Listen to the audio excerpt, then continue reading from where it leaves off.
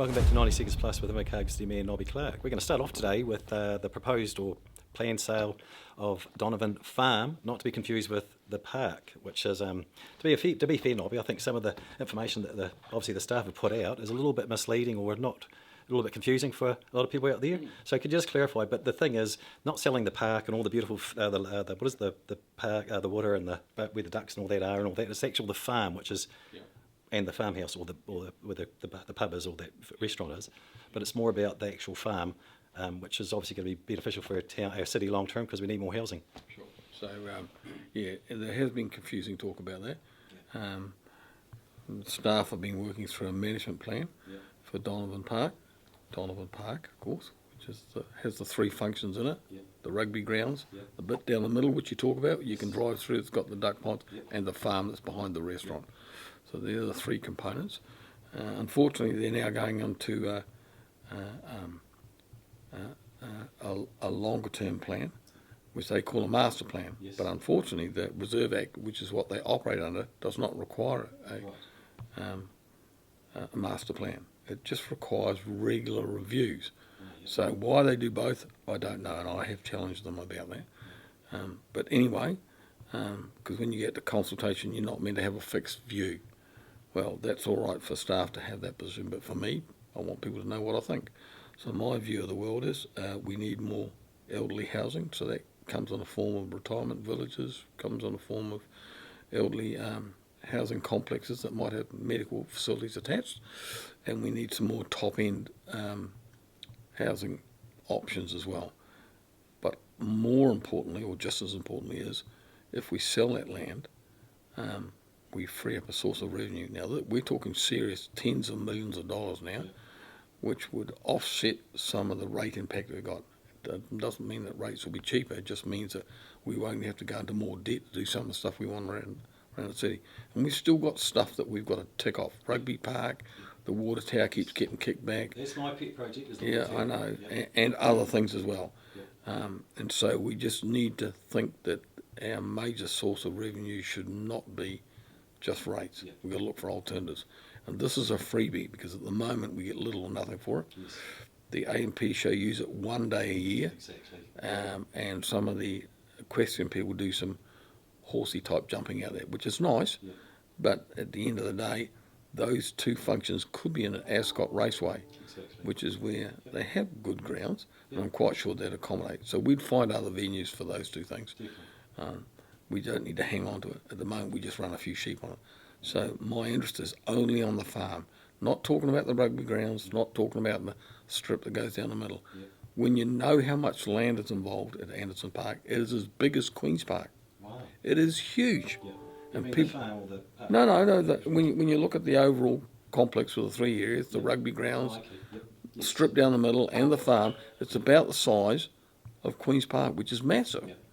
People don't realise that. And so what do we get for that big chunk of land? And I don't think it's value for money. Yeah. So sometimes you need to sell an asset to get better assets elsewhere. And so it takes a bit of work to convert a reserve into residential, but we just need to get that on track. And at the moment, it's not on track for me. Yeah. It's been delayed too long while we work through different processes. So I've got a notice of motion up at the next full council meeting, which gives a directive to the chief executive to get on and get that done, and it puts a time frame around it. Right. Yep. That's not a pathway I would normally go with staff, but it just needs to happen because we've had discussions with management for the best part of 2 years now, and we are not far enough down that track.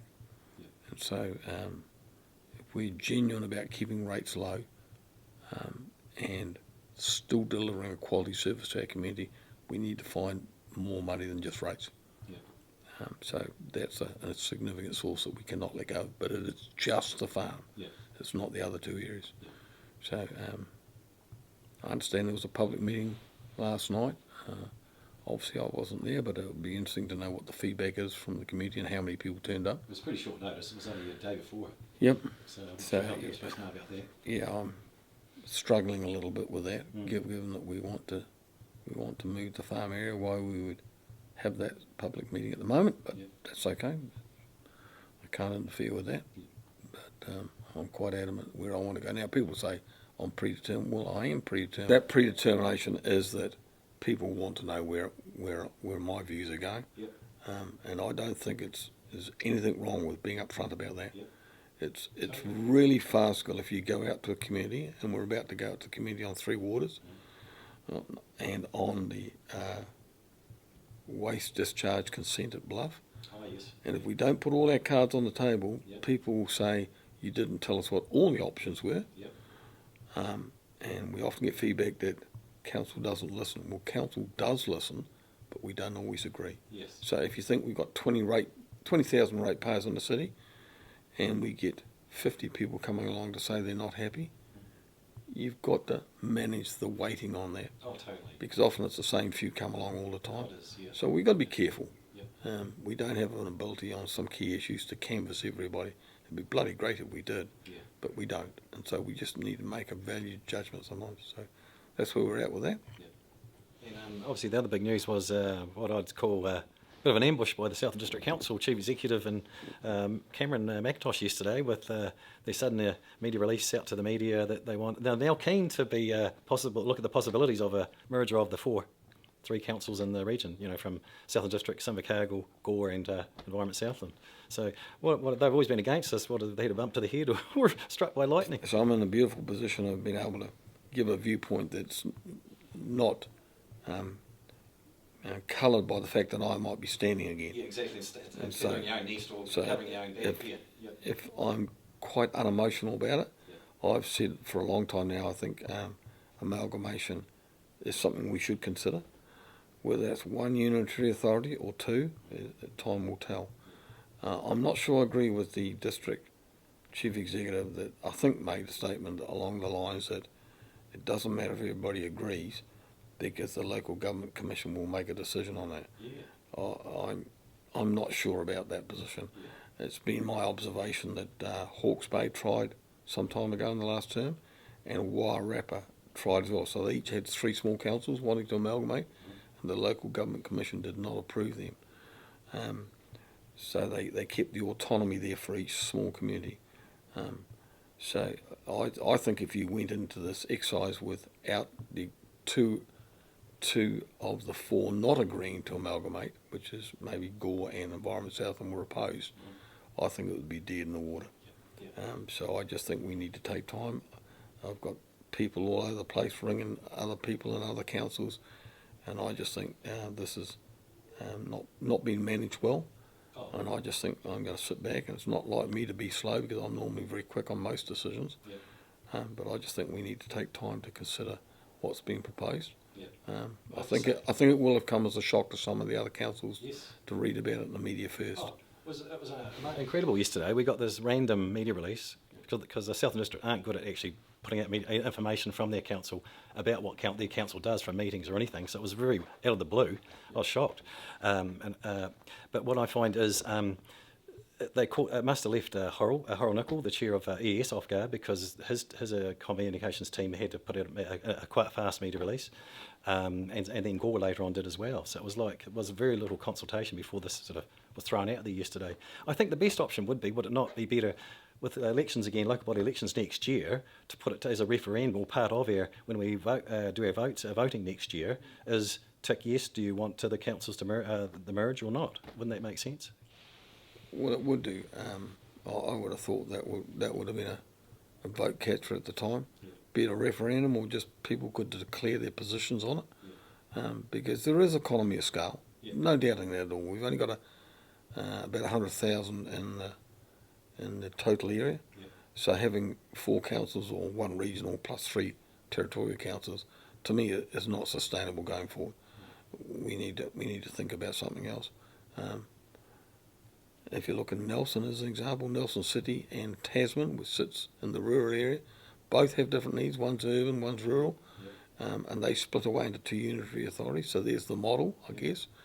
But there have been other examples where it doesn't work quite so well. The economy of scale would be that if you've got 4 councils, you've got 4 reception units, you've got 4 sets of IT people, you've got 4 sets of building inspectors, comms people, water engineers, the list goes on. If you had them all in one building, which I have promoted recently and didn't get a very favourable response, a shared space option. Yeah, yeah. Then you would have some economy of scale there. Now, look, I think combined in the Southland councils, that's the 4 councils, about 750 staff. If you could make even a 10% saving, and I think that's very, very conservative, you're talking millions of dollars as the salary saved. Absolutely millions. So when the pressure is on for rates right across the district, I think that's something you have to consider. So good on them for putting the proposal up, but it's created a bit of a storm the way it was put up, the way it was managed. Oh, totally, And so that's really out of the blue. That was the strange. well, it's unfortunate, I think.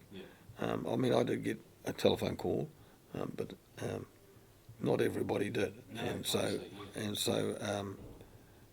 I think we just need to take time. This is a huge decision. Oh, it is. And for the city ratepayers, the key question will be is if we were to amalgamate into one as opposed to 2 unity authorities, if that was the goal long term, how much impact would it be on our rates for covering the debt that's currently sitting in the other councils, or the yet to be done work like damaged bridges that need to be repaired and stuff like that. And so that'll probably come from central things. I think there's still a case for a unitary authority or 2. Not opposed to that, but that's just my personal view. I'm not sure we want to merge with Gore. They got, was it over $50 million worth of debt for their 13,000 ratepayers. I'm not sure we want to have that. There'll be a week up, and we could merge and then wake up with a massive hangover the next day with debt. But I think it's not just a matter of getting the debt. I think there's economy of scale. And as I said here before, if you're in a central building in Invercargill that serves the whole of Southland, you'd have economy of scale. It's just that 10% or whatever it turns out to be will be huge. 75 salaries potentially saved based on that. And we need to consider these options. We really do. It's not to say that we'll end up landing there, but you've got to consider, because if you don't, you've got escalating rates that are not going away anytime soon. That's 90 Seconds Plus with the Invercargill City Mayor, Nobby Clark. Until next week, we'll see you later.